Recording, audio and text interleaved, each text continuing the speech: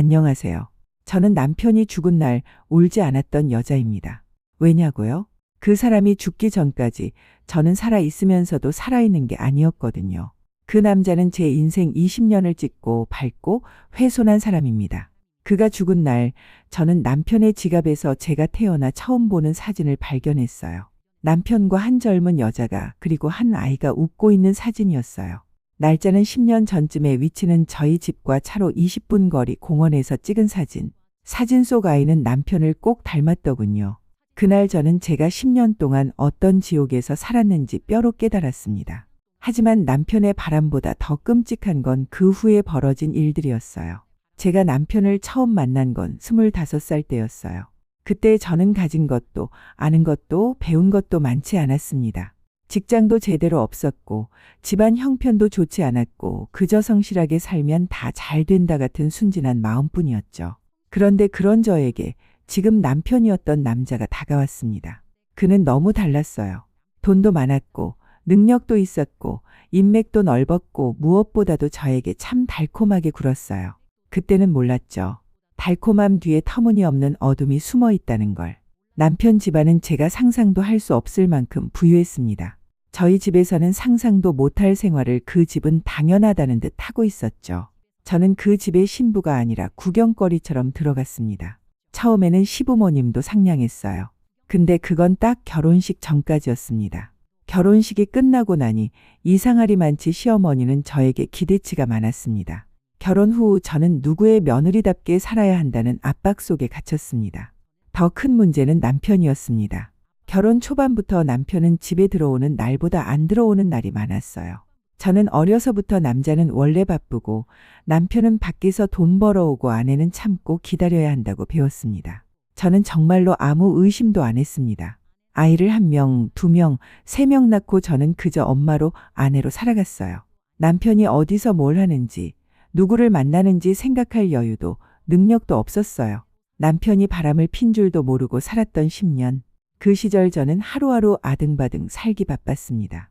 아이 셋 챙기고 시댁 모시고 남편 비위 맞추며 저는 제 인생을 살지 못하고 그냥 그 집안의 그림자처럼 붙어 살았죠. 그런데요. 그 남편 그러고도 부족했는지 저 몰래 딴 여자와 아이까지 만들어 놓고 그걸 10년 동안 단 한 번도 눈치채지 못하게 숨겼더라고요. 그걸 언제 알았냐고요. 남편 차에서 아주 작은 어린이집 안내문 하나가 발견됐어요. 이름, 생년월일, 보호자 연락처. 보호자 이름을 보는 순간 제 손에서 종이가 떨어지더군요. 보호자 이름에 제 남편의 이름이 적혀 있더라고요. 하지만 저는 어리석게도 너무도 어리석게도 직접 묻지도 못했습니다.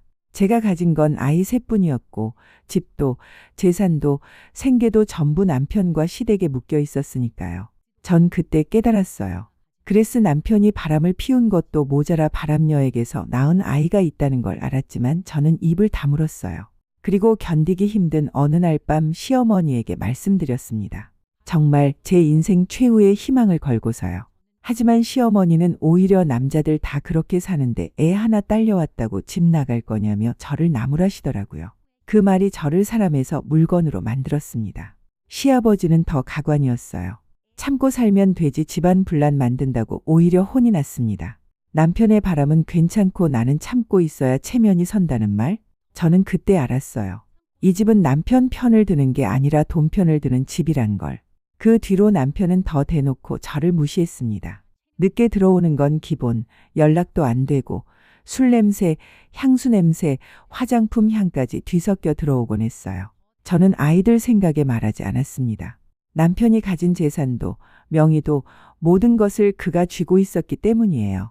그러던 어느 날 남편이 진짜 선을 넘었습니다. 결혼 20주년 날 저는 평생 처음으로 그 사람을 위해 작은 케이크 하나를 샀습니다. 그 사람의 마음을 얻어보려고요. 근데 그 사람은 말 한마디 없이 집에 들어오지 않았습니다. 그날 새벽 3시 문이 열리는 소리에 뛰어나갔습니다. 왜 이제 오냐는 제 질문이 끝나기도 전에 남편은 제 손을 쳐내며 말했습니다. 그 말투, 그 표정, 남편 옷에서는 술 냄새가 아니라 어떤 여자의 향수 냄새가 강하게 났어요. 제가 숨이 막히는 걸 보면서도 남편은 제게 가만히 살던가 짐 싸서 나가던지 알아서 하라고 하더군요. 그 순간 저는 남편이 바라보는 제 위치를 알았습니다.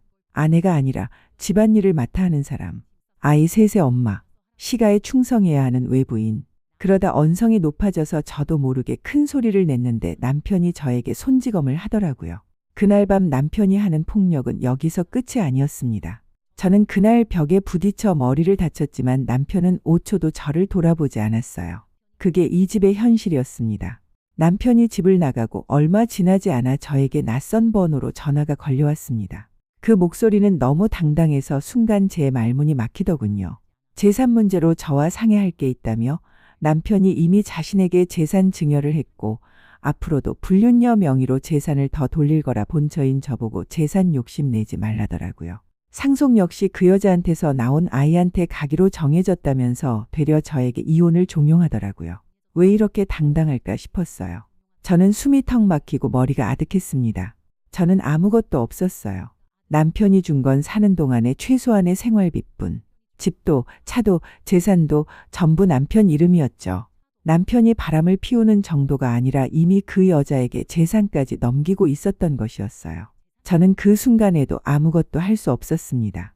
저는 가진 게 없었고 증명할 것도 없었고 도와줄 사람도 없었거든요. 그 여자는 그걸 알았고 그 약점을 정확히 찌르고 있었습니다.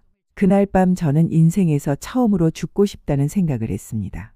그런데 세상은 정말 이상하게 돌아가더라고요. 남편이 심장마비로 갑자기 쓰러졌습니다. 한 번도 크게 앓은 적이 없는 사람입니다. 늘 건강검진 결과도 정상. 술도 과하게 마시는 사람이 아니었습니다. 그런데 그날 아침 심장이 멈췄다고 합니다. 하지만 남편의 죽음 뒤로 더 끔찍한, 더 악랄한, 더 막장스러운 일이 저를 기다리고 있었어요. 이 남자가 죽었다고 내가 행복해질 것도 아니고 내 문제들이 사라질 것도 아니었으니까요. 남편이 죽고 난 후 저는 그렇게까지 참고 산 이유가 무엇이었는지 그 압도적인 허무함이 저를 마비시켰어요. 남편은 사랑도 존중도 인간적인 대우도 단 한 번도 저에게 주지 않았습니다. 제가 잃은 건 20년의 젊음이었고 20년의 인생이었고 20년의 기회였고 20년의 희망이었으니까요.